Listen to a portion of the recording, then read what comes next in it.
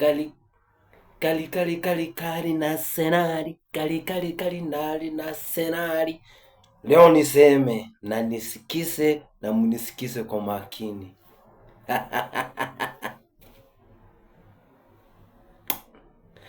Leo tumeshinda, tumefika finali ya Champions League unbeaten.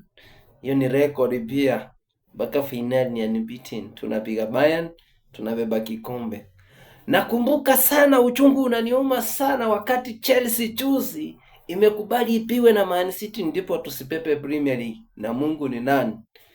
Mumepiwa, mnapiwa, mtapiwa, mtaendelea kupiwa, mtatandikwa mpaka kwa choo mtapiwa.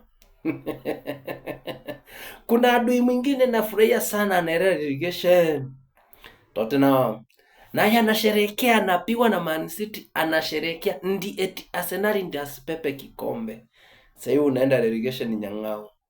Nawaambia Mungu halali.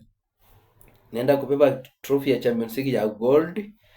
Timu zote zimepepa Champions League, hakuna mwenye amepepa Champions League ya gold isipokuwa Arsenal ndiye anaenda kupepa ya gold because amekichukua unbeaten.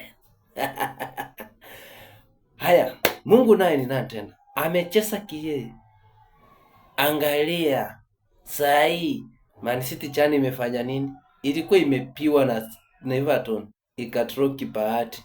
Sasa niko mbele yake, pointi kobole. So akicheza game ya next ni Bournemouth, ule mbaya atampa kibano. Nakwambia Mungu wetu anasikia maombi.